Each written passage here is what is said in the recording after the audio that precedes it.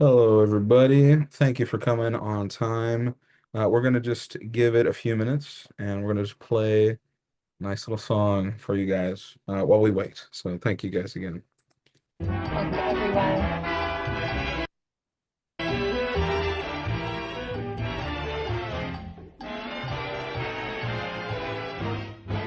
Hay en mi Cuba una nueva vida, hay en mi Cuba una nueva vida, hay en mi Cuba una nueva vida, hay en mi Cuba una nueva vida.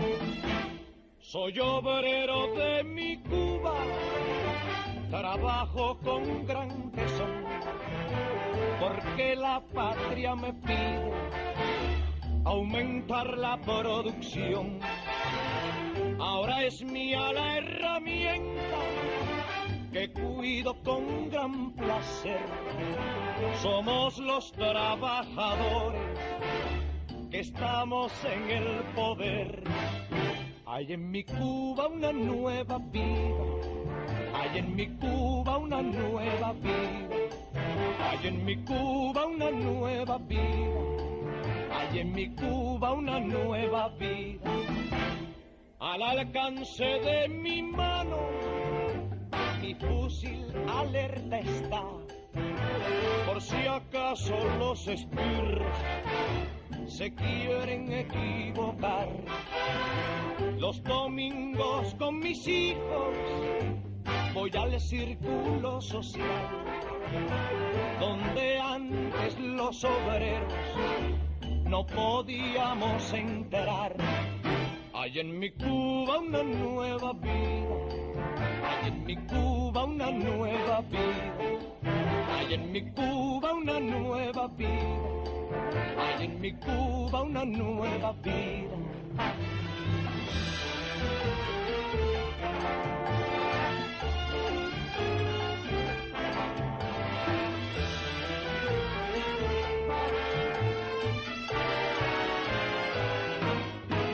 Hay en mi Cuba una nueva vida, hay en mi Cuba una nueva vida, hay en mi Cuba una nueva vida, hay en mi Cuba una nueva vida.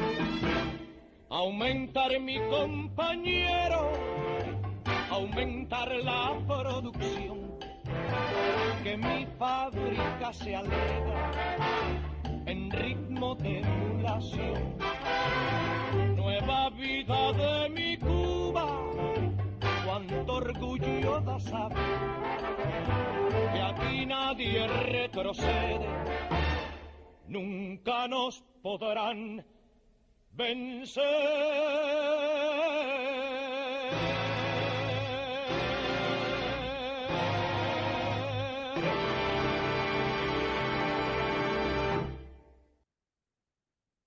All right. Well, thank you guys for coming today and being with us in this space. We're going to get started now. So what are we going to be talking about today? Well, I guess that's kind of what we'll be getting into right now. Can everybody see the presentation on the screen right now?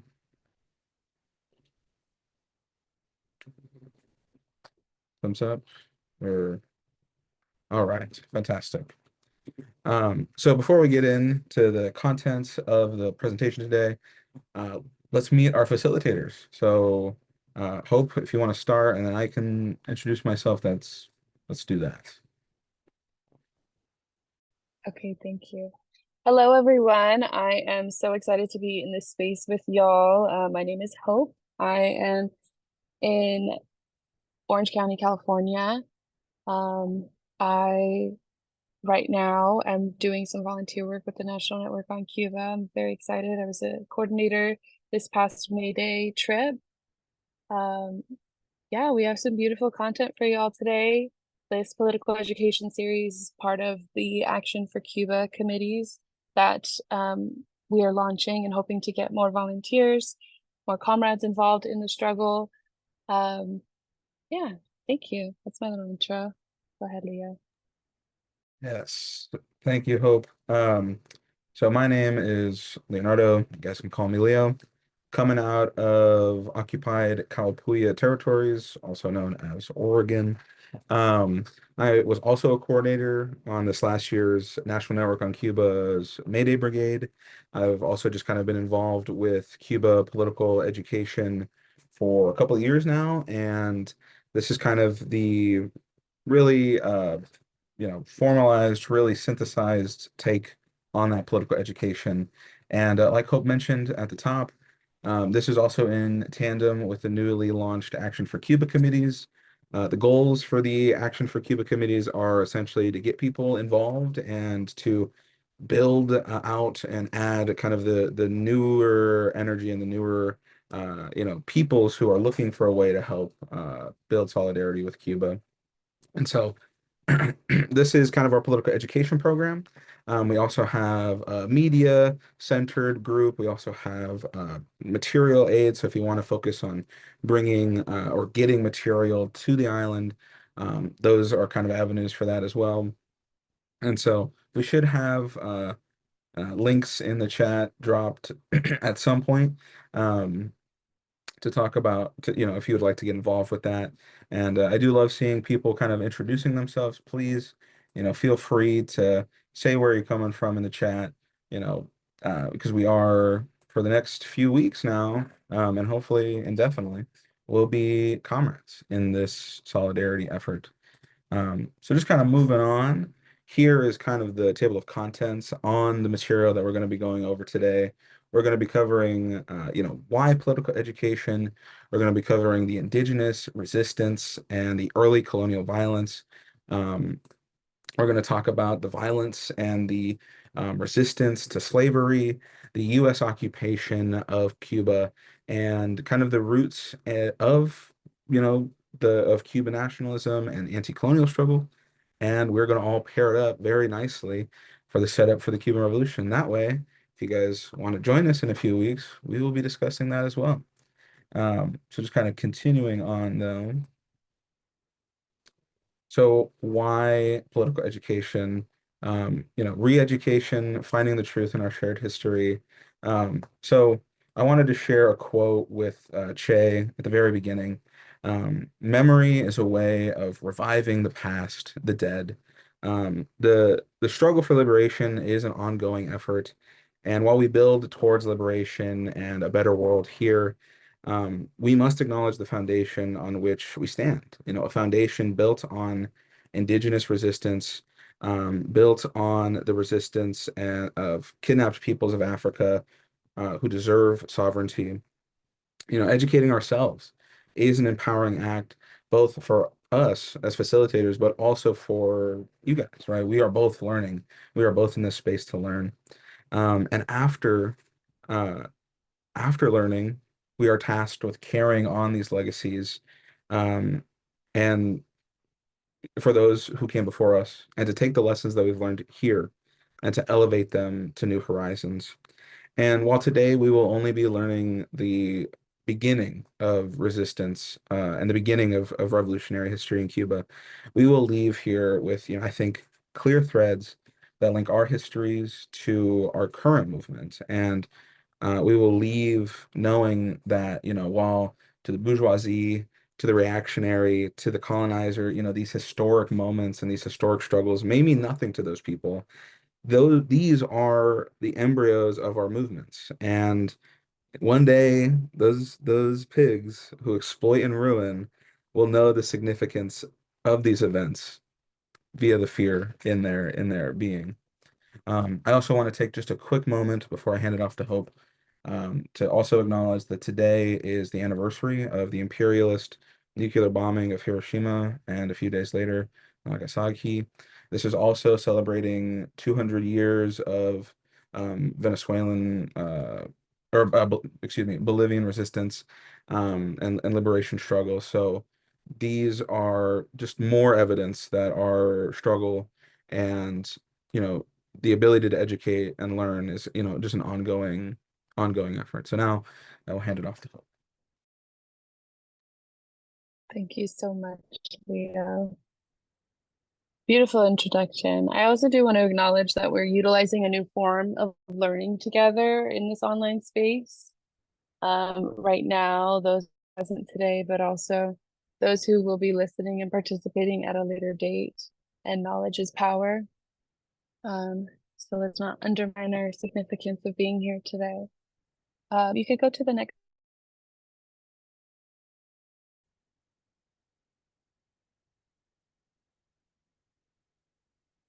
Thank you. Okay, so as we embark on this historical journey together, it's important that we are acknowledging the indigenous people of Cuba and of the islands surrounding. So previously known as Hispaniola, involving Haiti, Puerto Rico, Dominican Republic, and Jamaica as well. Before colonialism, there were millions of indigenous people who lived on these islands, who had complex systems of being with one another. They were skilled farmers, fishers, artisans. They used the land to grow food, to maintain their water supply, to craft tools, for hunting, and for building their homes as well. They lived in harmony with each other, with the land. So the Taino come from the Arawak indigenous populations that originally populated the Caribbean and South America.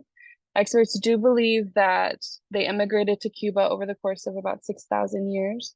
And according to historians, there were approximately 3 million indigenous peoples that were inhabiting Hispaniola pre-colonial conquest, or attempted colonial conquest. And within a century of Christopher Columbus entering the Western Hemisphere, it was said to believe that the Taino were extinct, which is not true, as we will share later in our conversation. But when we speak about colonialism, we have to acknowledge the methods of control the Spanish specifically used in this context to overpower, exploit, and mass murder indigenous people. Spain was the colonizing force in this part of the world from the 1400s to the late 1800s. However, colonialism does lack imagination, so the ruling powers of today, like the United States and Israel, continue to use these methods of domination. So the steps of control we can see are to infiltrate land lush with resources and sovereign people. Colonizers will acknowledge the language barrier and differences in culture, but claim to be superior.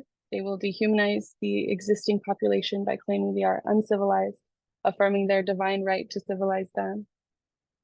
They falsify peace treaties while forcefully taking over landmass. They destroy cultural landmarks, food systems, and community structures to then make those populations dependent on the oppressive structures.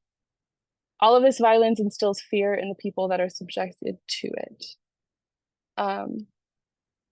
One of the most, just one of the most powerful methods of control that previous colonial powers have used is through religion.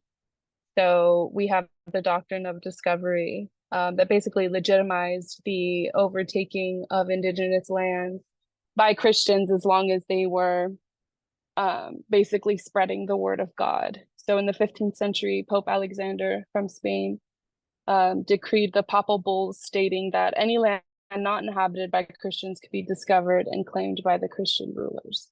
This was the legal basis for Europeans to take control over the indigenous land and for the American expansion.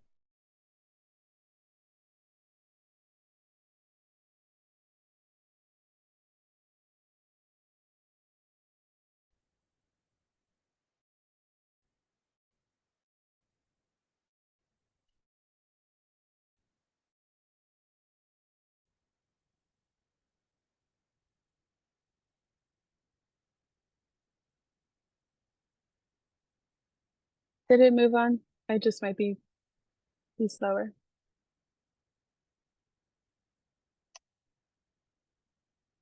Okay. Although this was a forced integration into an oppressive culture by way of education, religion, and familial structures, I do want to acknowledge that despite this unthinkable violence and fear, we know that indigenous populations have always fought back. They've always expressed their autonomy and their desire to be free. although their weapons were not as advanced, they had strength and intellect. They had relationship with the land and with each other, and to organize armed resistance. One cacique in particular is Hatuey. He was a Taino chief from Hispaniola originally. He organized armed resistance in Haiti and later canoed to Cuba with about 400 people. And then when the Spanish began bringing enslaved Africans to the region by way of the transatlantic slave route, the Africans and the indigenous people of the islands joined in struggle to fight against the colonizers.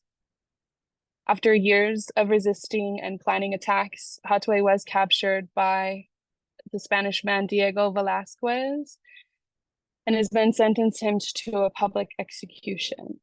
Before they killed him, they did ask him if he wanted to repent and accept Jesus so he could go to heaven.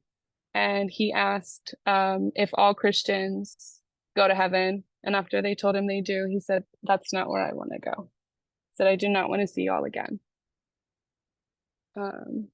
Little is known about Hatuey, but he is still a renowned figure throughout history in Cuba today. Okay.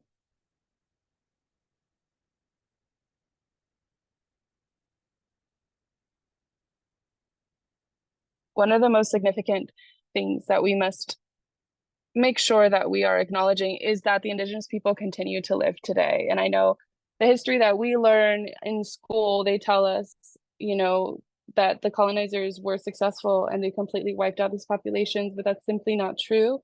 That's also another tool of colonial conquest, is to rewrite history and to cause a forced elimination by just not speaking about the people that exist today. Okay. We could play the video, Leo, if you want to click on that link. It should start from the timestamp. Native resistance continues today, and sometimes that looks like writing the historical record. Remember when I said that the Taino population was devastated by Spanish colonization? They were labeled extinct soon after a 1565 census listed only 200 natives living on Hispaniola. But that doesn't tell the whole story. In 1533, the Spanish had freed enslaved native people, but not enslaved Africans. So to keep their enslaved workers, many Spanish colonizers reclassified Tainos as Africans. Nice loophole, guys. And in the early 1800s, the Spanish changed their census categories so that Puerto Ricans could identify themselves only as white or non-white. Tainos themselves didn't disappear. Their label did. A label that was created by colonizers.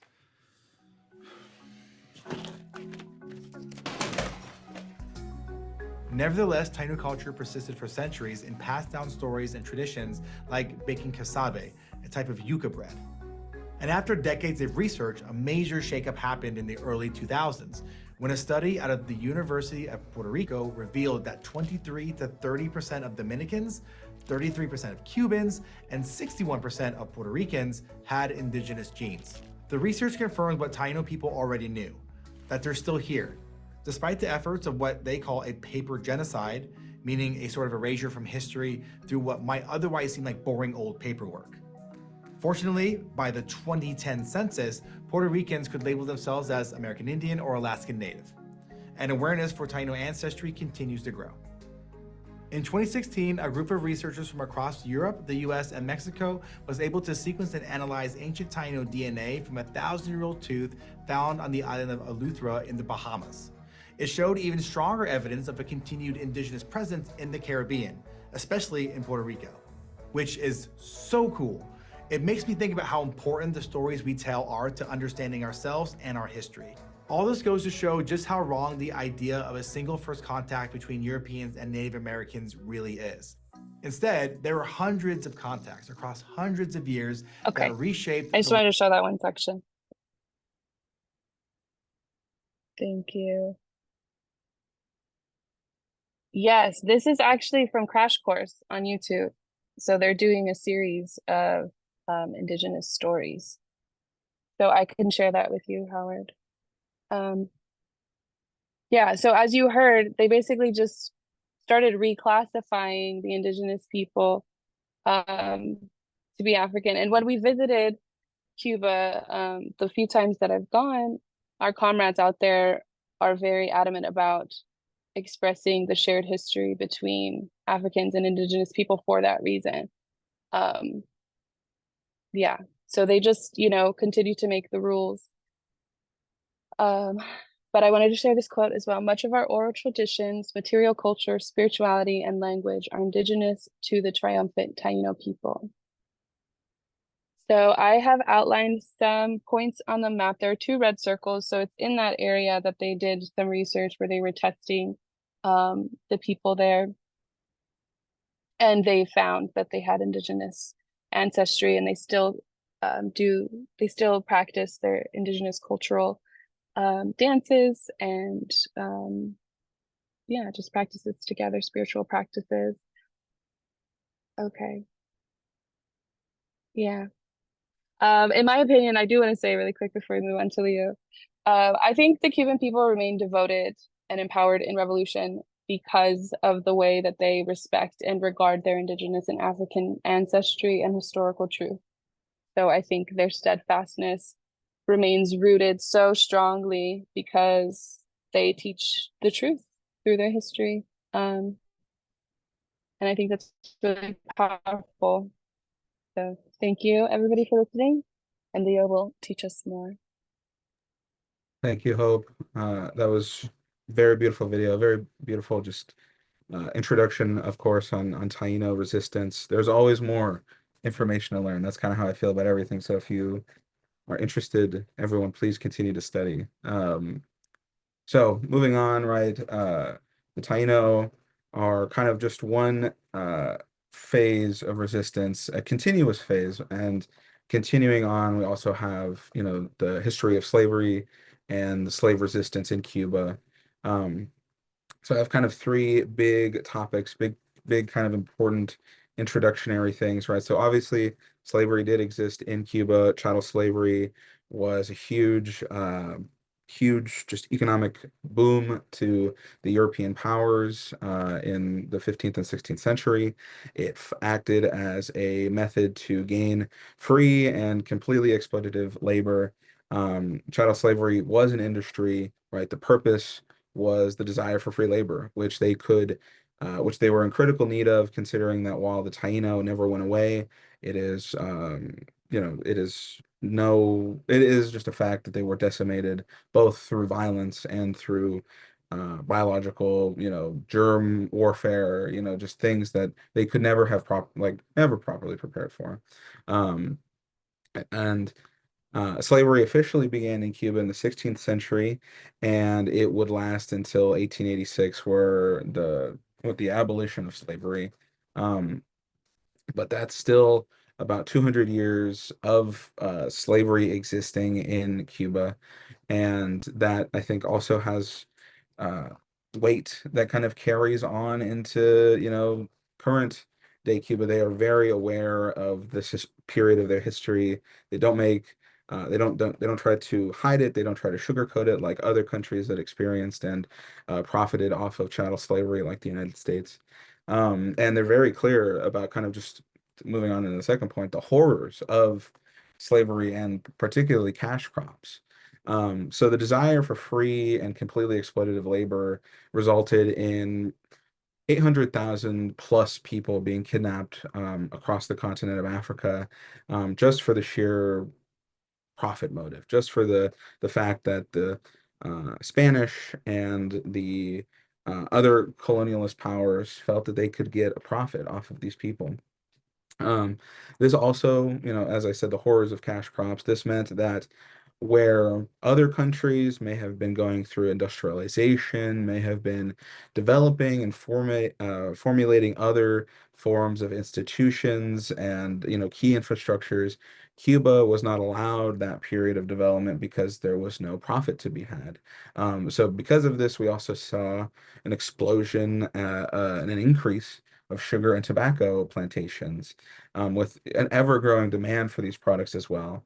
And I also think it's just important to highlight that while some historians, some misguided people may try to paint slavery as something else, or that it wasn't important and that people are just blowing it out of proportion. The Cuban sugar and tobacco industry, or slave industry, represented 15 to 20% of the Spanish economy. It was a massive source of income for the Spanish Empire. And so to dismiss it as unimportant, or not not a violent, horrific period in the island's history, is just a direct attempt at playing propagandist for capitalism. And I think just it's also really important to remember, just as I said, no key infrastructure, right? Education, health, these things were not prioritized because to the Spanish and to the colonialist empire, why does it matter to help and support these people? Which is just another form of violence. However, violence is always met with resistance. Historically, this is something that always happens. When you put the boot on people's neck, they will find ways to fight back. And it's also really important to remember the cultural forms of resistance. The largest and the most popular institutionalized form of African cultural expression were through institutions called cabildos, which I may have butchered, so I apologize. That roughly translates to council in Spanish. And these were essentially hubs that allowed for both freed and enslaved African peoples to meet and to just share their culture with each other. Often they were broken down via different African peoples, like different people groups. And the one that I kind of saw the most heavily referenced was the Yoruba people, who, this was a space where, again, both free and enslaved peoples could come together and express their cultural beliefs, express their music, express their poetry, create the art and the glue that binds people together. And while this was a powerful form of resistance, it was also kind of, in a way, I think it's important to note that from the slavers' perspective, they did not see this as anything to be worried about, which is ultimately good because they were fooled into believing that they were safe. It's very interesting reading from the colonialist perspective how they saw these councils as kind of just a way to placate their slaves, let them, bread and circus is what they thought they were doing, but really they were allowing them the avenue and the tools to grow and to bind together, which kind of leads me into my next slide, kind of talking about some of the historic slave movements and key figures in slave and African resistance in Cuba. So I just wanted to preface at the very top that this was an ongoing struggle. From 1812 to 1844, there were anywhere from 100 to 200 different slave and plantation revolts all over the country of Cuba, spanning, some days, some months, and in all various kind of capacities. And that this period is often referred to as La Escalera, which I may have also butchered, but if I'm remembering correctly, that roughly translates to the ladder. The idea that these people were trying to mobilize upward out of, out of slavery. So two kind of main figures that I'm going to cover. However, I do want to preface as well that there are a lot of historic peoples that I could have, like, I wish I had more time, I wish I had more slides, and I wish there was more information. Ultimately, that's probably the most damning thing out of the period of slavery, is the lack of, key documents, right? Because the slave owners, the plantation owners, the colonists did not want these histories to be remembered because they feared what would come out of them, and they should have. It's, and I'm fortunate enough to be able to express the history that I do know to you guys, as well as being very honored to learn about it. So, the first kind of key figure that I have is Jose Antonio Oponte. He was a free man. Some historians like to call him like a Creole elite, but that doesn't, I think, really matter totally. He was a free man dedicated to the liberation and the freedom of his people. He was also the leader of his local Yoruba association, which is kind of goes back into that Caldero's council institutions, where he was advocating for kind of more struggle, for more resistance, and unfortunately, uh, you know, he was not given the time to really flesh out these things. Um, he is a key actor of what is known as the Aponte conspiracy, which was there's some debate on, by contemporary historians whether it was a conspiracy where he was reaching out and trying to connect and make broad, overarching, movement efforts, or if it was just something that the colonialists kind of labeled as something to lash out at the burgeoning kind of uh, emancipation movement that was happening in Cuba. Um, so unfortunately, he was hung by the colonial government on April 9th, 1812. But did not, there was things that came out of it, right? 400 enslaved peoples did rise up and did strike several sugarcane plantations on the outskirts of Havana. And today, I think it's also just important to remember that he was heavily inspired by the Haitian Revolution, which I think is already really important to note because that's already been, Hatuey and Jose were inspired by the liberation movements of people who were under violent chains of oppression. And today, he is still remembered as a key anti-racist Cuban figure. The anti-racism Cuban organization renamed itself after him in 26 2015. So he is still remembered today as a very important step in the, the destruction of racism and the liberation of African peoples in Cuba. And then moving on into another really important figure, Carlota Lusumi. She was one of the leaders of the Triunvirato Rebellion of 1843. She was a slave woman, again, of the Yoruba people, and she is remembered for a multitude of things. And I think that some of the biggest is that, often Cuban slave revolts are painted as a lot of slave revolts, in a very masculine tone, very masculine light. But her and her comrade, Fermina, are examples that, enslaved women were on the forefront of rebellion and revolt in the slave context of Cuba. And I think that's just really important to remember, because there's a lot of people who think, really backwards about these kind of things. Um, Her rebellion in Trinavera would last about a month, and in Cuba today, it is actually remembered, like the slave revolts of this period, as a predecessor to the Cuban Revolution and to people fighting for their liberation.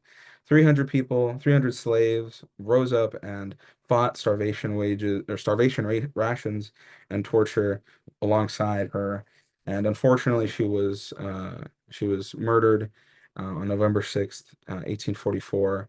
But today, her legacy still lives on. Just a quick aside: the image that you're seeing representing Carlota is actually an image that some of our brigadistas painted on this last May Day trip. We were able to not only honor her, but honor the way the Cubans have decided to honor her via naming the Operation Carlota in Africa, which is let me start over on that.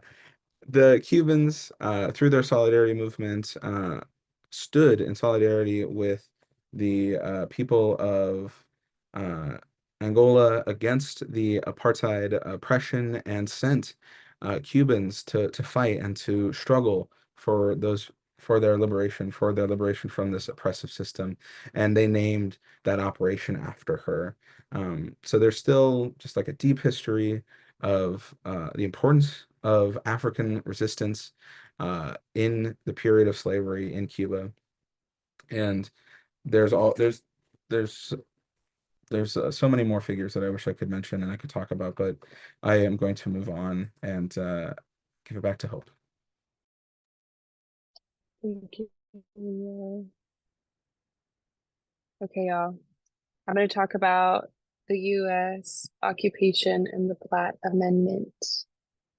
So the U.S. claimed victory in the Spanish-American War. The troops occupied Cuba for several years following 1898, when the Spanish were supposed to withdraw. The U.S. continues to act as an antagonizing force. They use fear to force nations into unequal trade agreements in order to maintain power and profit in the regions. So make no mistake, the Platt Amendment was a tool of imperialism. With the success of the exploitation of labor and sugar production, as Leo just explained to us, the U.S. was not willing to lose these benefits of trade once the Spanish left control. So the U.S. proposed that the amendment be attached to the new Cuban Constitution in 1903. This was supposed to set terms for the U.S. to withdraw troops from Cuba. It claimed that the amendment was an attempt to protect Cuba's independence from foreign intervention, and it permitted extensive United States involvement in Cuba's international and domestic affairs, as well as permitting the U.S. to buy and lease lands for the purpose of establishing naval bases and coaling stations. Guantanamo Bay remains occupied by the United States today. After the U.S. had been wreaking havoc in Central and South America for decades, America was not a favorable country for a lot of the natives in these surrounding countries. So President Franklin D. Roosevelt installed the Good Neighbor policy in an attempt to encourage cooperation in Latin America. This was in 1933, and eliminate U.S. infiltration. It was supposed to halt military intervention in the region, but as we know, the United States aggression continued through restrictive policy regimes. So the amendment outlined terms of U.S. intervention in 1906, 1912, 1917, and 1920. Cubans became, rightfully so, infuriated with the repeated involvement of the United States in their country as they were attempting to develop laws and peace in their land. So the terms of the amendment were repealed in 1934, but as I said, the United States remains an occupier of Guantanamo Bay. And as we will learn in our later sessions, the United States continues to enforce a blockade on the island as well. So they are still continuing to block progression of Cuba as a country. And that's all I have to share on the Platt Amendment. On the next slide, I did outline all of the parts of the amendment. This is for people who will have the slides later. We won't go over it right now. But let's see. I wanted to share Article 3 that's highlighted.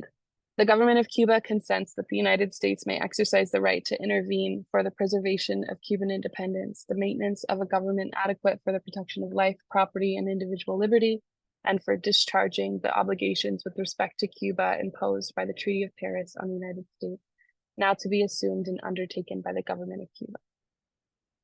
The United States government officials love to use very lengthy, wordy language in a roundabout way of saying, this is what you're going to do, or we're going to hurt your people, we're going to kill your people, we're going to starve your people. So I do encourage everybody to return to this page and read through all of the articles. But that is all that I had to share on that. So we'll move it on to Leo, who'll talk about the roots of Cuban nationalism and the anti-colonial struggle.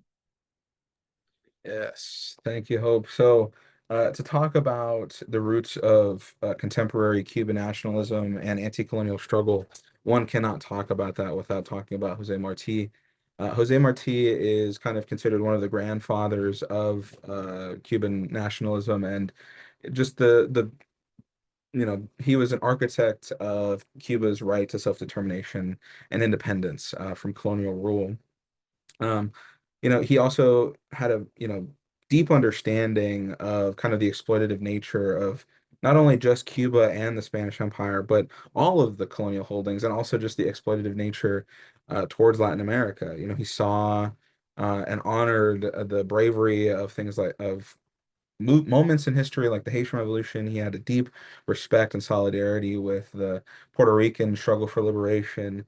He knew, right, that a free Cuba could begin a process of, of freer, of truer freedom for the vast majority of people on the continent and in the Caribbean. Um, he, he was a poet and a writer, and through those forms of expression, just built on these ideas that, Cuban culture was not like some attempt to paint, was not a result of Spanish rule, but rather kind of a rebuttal of Spanish rule, right? Cuban culture was a wholly original thing, dependent on the way Cubans were allowed to live their lives and the way that they existed on the island. And he also understood that Cuba, would need to go through radical changes to be its best self. He was a lifelong advocate for racial inequality, believing that Cuba couldn't ever attain its highest status if it didn't dismantle and target racial-based injustice. Um, and unlike a lot of bourgeois nationalism, Cuban nationalism is not a nationalism that pits one Cuban against another. It's not a nationalism that believes that there's a like a master way to be Cuban. It's like a lot of oppressed nationalism is a nationalism that seeks to get rid of the chains of oppression to build a better tomorrow for the people in that culture. And not in a chauvinistic, American nationalism where it's like if we're the most dominant power, we can rule all and reap the benefits.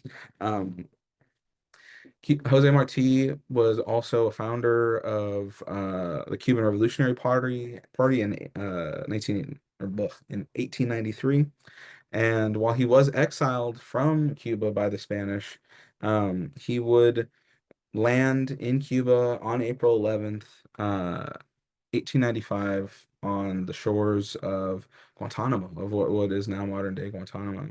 And like a lot of revolutionary leaders, he was not afraid to give it all for the cause, and that was something he did. He gave his life in a battle in Rio Cauto, Cuba, and today he is remembered all across Cuba, via the many monuments, and most famously, right, his mausoleum in Revolutionary Square in Havana, which is also where Comandante Fidel Castro lies today.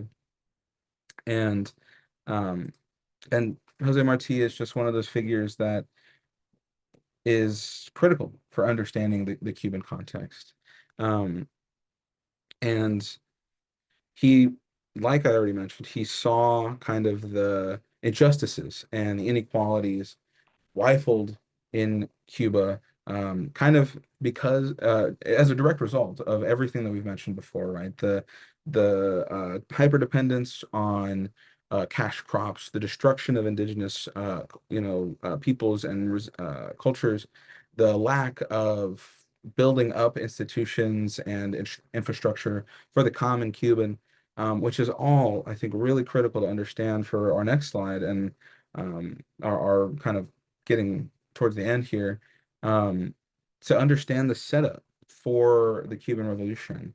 All of these things unlike, modern contemporary bourgeois historians and economic analysts very rarely make the connections between all of these periods of history and how one builds off of into the other and the next builds off into the next. And so through these 200 years of indigenous repression, slave occupation, this had a direct result in manifesting some of the worst uh, material conditions that people could find themselves in.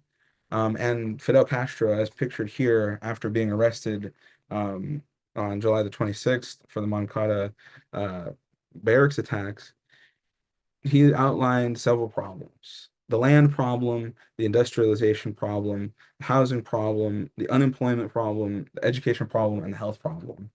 40% of the sugar plantations, 90% of cattle ranches, 90% of mines, and 80% of utilities, including electric, phone companies, water companies, were owned by U.S. corporations, a direct result of the occupation period that Hope just mentioned.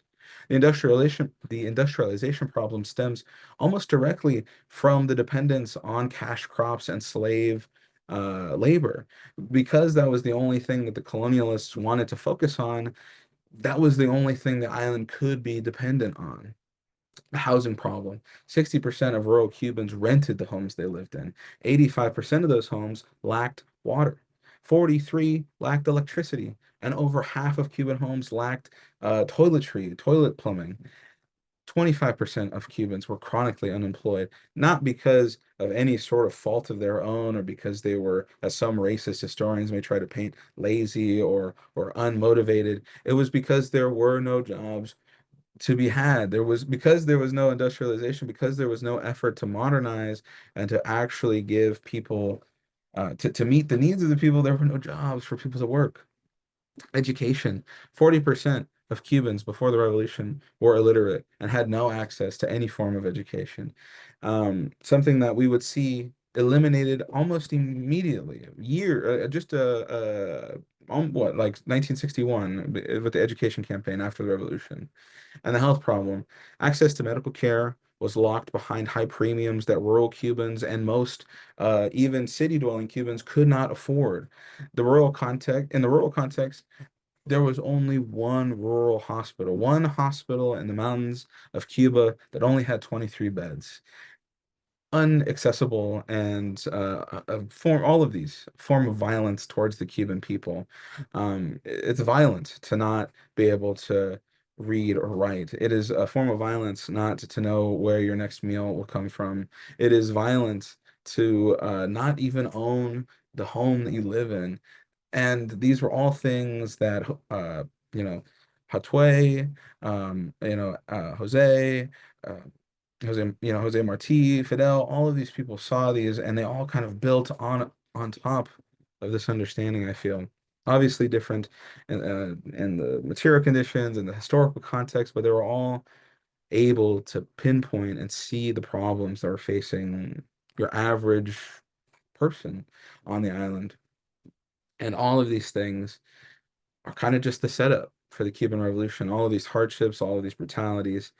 And that is kind of, where we will kind of end it for today. I know it seems like we're getting right to the meat of it, right to the heart of contemporary Cuba. But hey, if you join us in a couple of weeks, you'll hear all about it.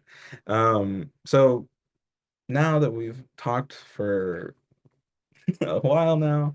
Um, Now is kind of just a time for any questions. If you have any questions, feel free to put them in the chat, and me and Hope or any of our wonderful comrades might be able to speak to it and give you a proper answer. So thank you guys so much for listening.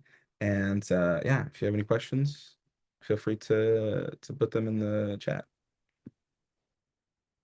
Yes, thank you. This is a time for discussion too. So if anybody has just any comments that you want to say as well, any reactions to the content, we can keep it informal.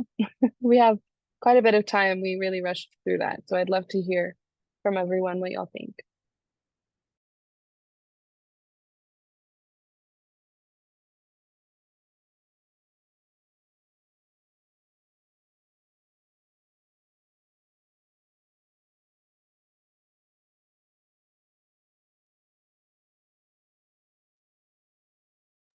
Tobin. Yeah, I'm letting this marinate because I've taken in so much that's new. I just want to first give props to you and Hope just for the wonderful presentation, but presentation that sets the tone, I think, for the series that of presentations to follow. This is solid work. Thank you. Thank you so much. And we thank you guys for being here. Our wonderful comrade Nesbitt said at the before we began that political education isn't just about educating people, it's also about educating ourselves. And so we're just happy to be here. Howard and then Nesbitt. Yeah. First, I really want to thank everybody who put this together. This was an incredible presentation. I hope that we can keep it going, and would like to suggest the idea of having both of you and other people do this locally through virtual presentations. We would be happy in Levántate por Cuba to invite you to do this in Chicago and to sort of make a brief introduction of maybe 10 minutes most on Saturday, September 13th.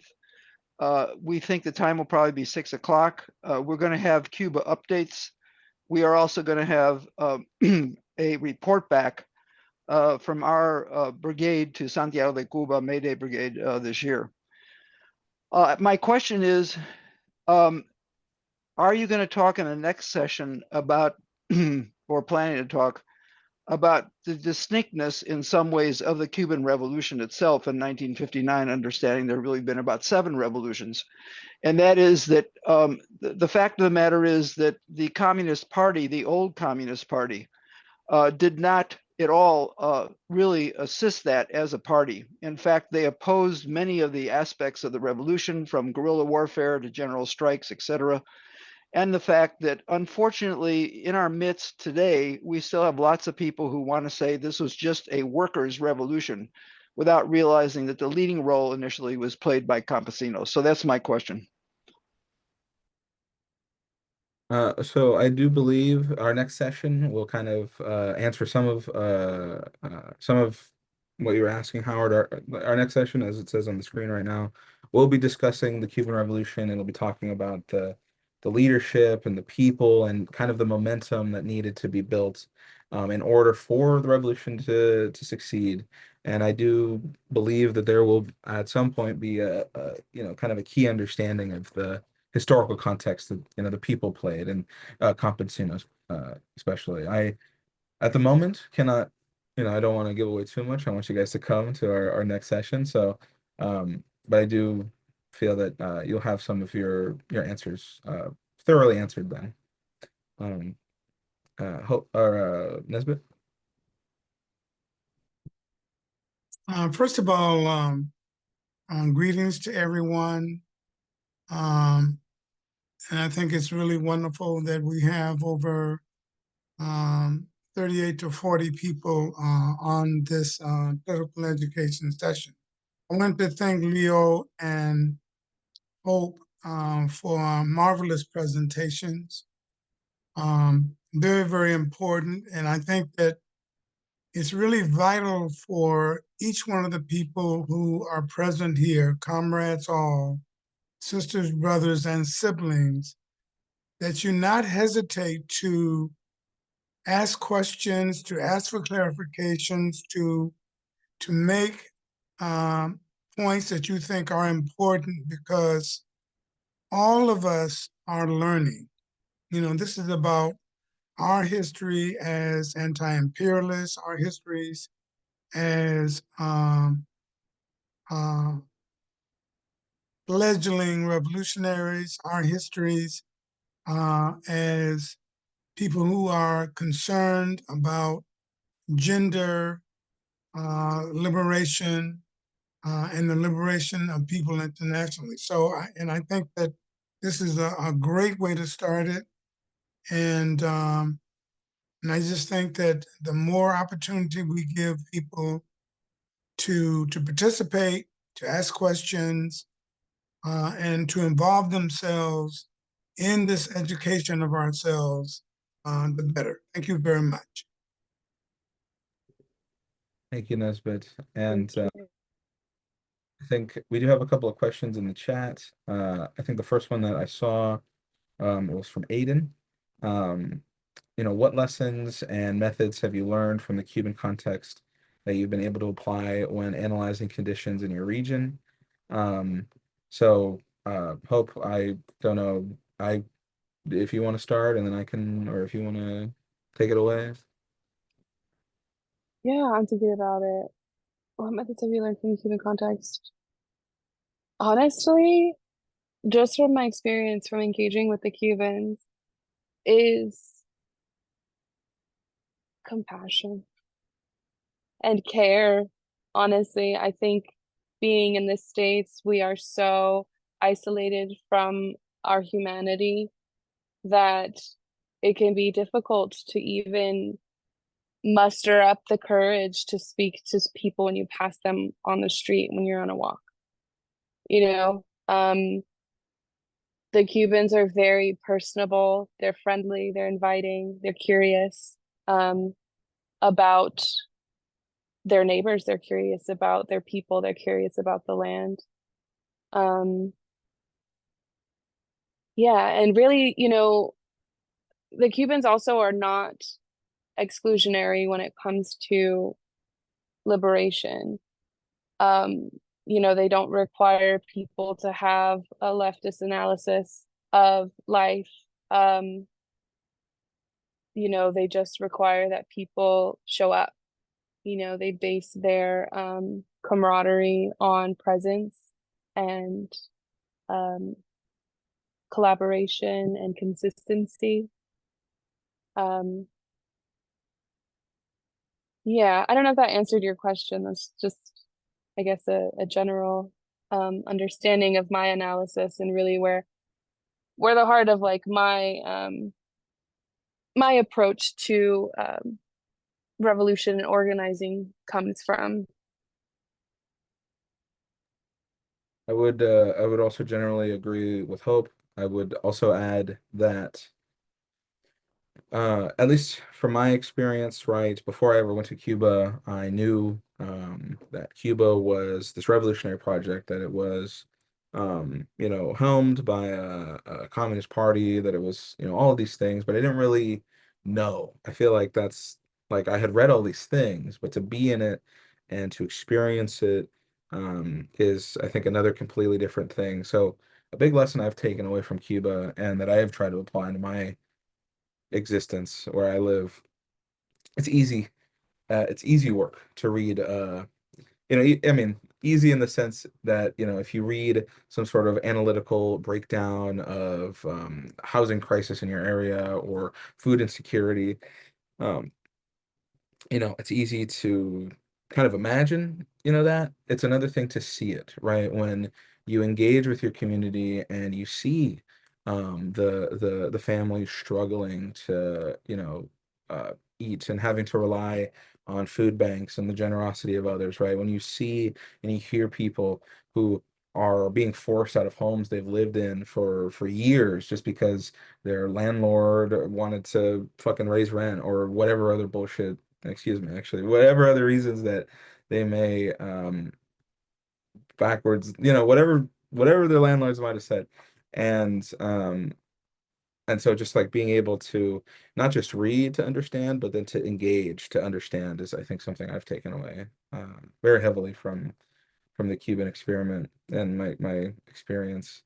Um, and then just kind of moving on in the chat, I think the next question is kind of that Jessica is asking if we could share a little bit about the post-slavery, pre-revolutionary era. Um, so I think the area that I can speak to at least the most on that is like the 1930s and 1920s. Pretty much that was an era of hyper American imperialism. Capitalism just flooded into Havana and to a few other major cities, but mostly Havana. Havana was known as the Las Vegas of the Latin Las Vegas is what they used to call it. because gambling had become legal through Florencio Batista, a dictator who installed himself in power after a coup in the 1920s, um, and who had direct support and backing from the US government. It's also just like a period of extreme violence. It's uh, one of my favorite quotes, and only because of kind of how kind of filled with hypocrisy it is.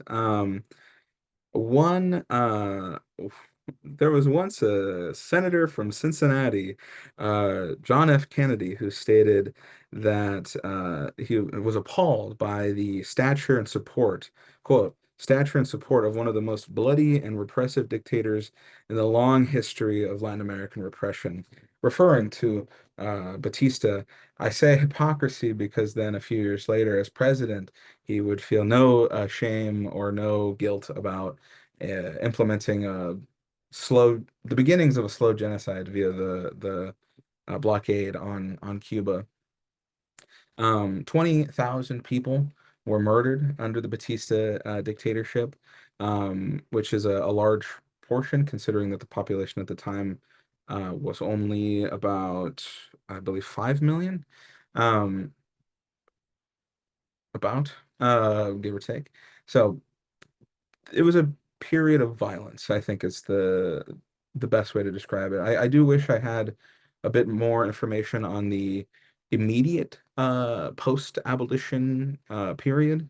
But considering that that was also around the same time that the United States got involved, um, I can only imagine that it was very similar to our own, the United States's period of Reconstruction, where it was saying without a lot of doing, to actually address and uh, fix the issues uh, that had kind of been facing the African community there.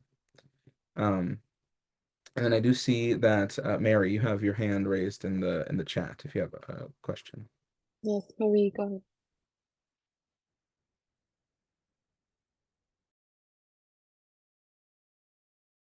I'll get my audio on.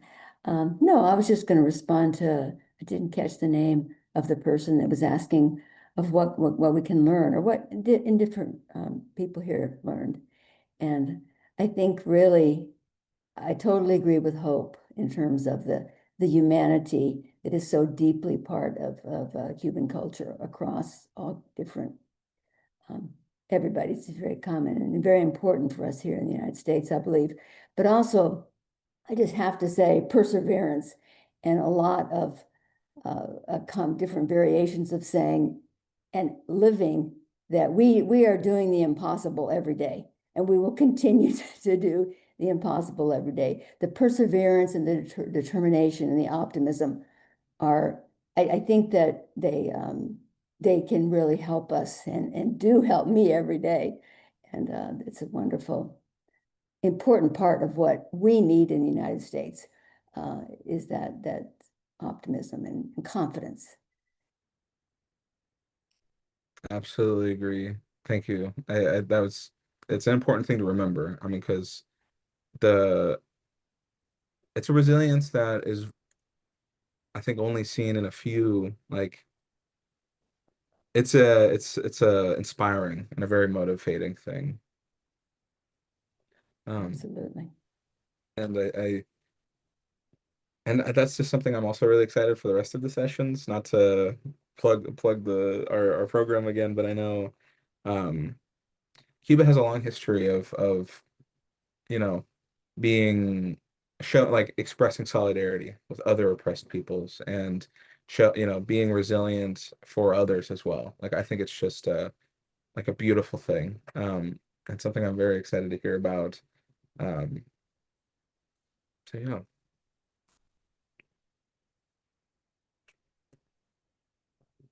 Hope, do you have anything you'd like to add? No, I mean, we still have a little more time, so we can stay on for a little bit if people have some more questions or reflections, but if anybody um was ready to go, then that's fine too. Yeah, it was a wonderful session. Cool. Because some people talked about it earlier. We do have some sources. Mhm. Um, kind of some big ones for me that I pulled from, and this is only like a fraction of the sources like I was gonna try to Yeah. fit them all on this slide, but it was too crowded and you couldn't read it. So for me, I know some big pulls were the 1812 Rebellion in Cuba and the struggle against Atlantic slavery by Matt Childs, the Great African Slave Revolt of 1825 by Manuel Barcia. Obviously, History Will Absolve Me by Fidel Castro. And there were a lot of really good informational organizations that had a lot of good info. Um, I will say, I think another kind of important thing about these political education sessions, that first book, 1812 Rebellion, was a hard book to get my hands on. It was both Mhm. expensive in physical print, unavailable in PDFs or digital. I had to reach out to some old university professors who are not super on board with my lens of analysis, but were willing to help to even get like sections of that book to me. Um, I think something I and I think I'm just something I kind of realized while studying for this program, and something that I think just to heighten the importance of these sessions is a lot of these important histories are locked away behind publishing houses, Yeah. behind money, behind all of this other nonsense. And so to be able to kind of give the importance of these sources via like educational avenues like this, I think is really important. Um, Mhm. and that was just something I Yeah. felt like I needed to share. I do see Yeah. a question in the chat. How many people have not been to Cuba yet? I'm not totally sure. And how did early socialist theory Mhm. enter into the Cuban society? That's a good question, Samantha. Yes. I So don't have an answer. Do I you have an only answer, have Leah? a little bit. So as far as I am aware, obviously there were Fidel talks about let me see, actually I have that right here. In his speech on the Latin American Revolution, Fidel does talk about that there were old communists, and that there were two kind of branches of communists. There were the communists that were willing to placate and to maintain in the status quo because of whatever they felt was the right reason, but that there were also other communists, old communists, where was it? Like there is a history of communist thought in Cuba, but as far as I am aware, it was not as popularized until after the revolution. Um, and so I'm trying to find, there's like I feel like I highlighted it, but I can't find it right now. Um, I mean, I think to kind of give an example of what I'm talking about, like, and what Fidel talks about with like the old communists and then the old, like, kind of fake communists is, I remember I had a Cuban, Caribbean history teacher, professor, and he was very anti-Cuba, even though he got his master's in education from the University of Havana, even though he called his years in Cuba the golden years of Cuba, all of this other stuff. Um, he had a flyer, an old flyer from the old Communist Party pre-revolution that actually endorsed, seemingly endorsed Batista for president. A crazy thought. I think I'm sure Fidel had a lot of things to say about that. Um, but it's just it definitely existed like in a lot of pre-revolutionary societies, but I don't think it was as popularized until Cuba, until pre-revolution. And I apologize if that was kind of a messy answer or if that wasn't as much, but yeah, I think that's really all I have I can say on that. And then Mary, I see you have your hand up again. Yeah, I was just going to add to that. It is something that I would be really interesting in, and there's so much that we want to learn. But I will say a couple things that, the May Day Brigade stayed at the Julio Antonio Mella farm, who was a student leader, and he was a spoken communist and was involved in a lot of the international and Cuban discussion among people who called themselves communists, and obviously all over the world, including the United States, that movement was being clarified with all kinds of different groups. But he's somebody who was obviously very much revolutionary, who, yeah, there, Bernadette just put that up there. But the other thing, we just had our July 26th celebrations. The Batista regime made a big mistake sending all of the surviving Moncada assailants to prison together. And they were recognized as political prisoners, which is an interesting, and they had conditions, and they put that time to good work, and they studied, and they did study. From what I've heard, they did study a lot of Marxist classics, including a whole lot of Latin American thinkers and history, but they put that time in prison to good use and studied a lot, including of Marxism and communist theory. Thank you. I appreciate that. And I do appreciate like this is a journey we're all on together. So I actually really do appreciate all of this new information. Like I wasn't really aware of. So thank you guys.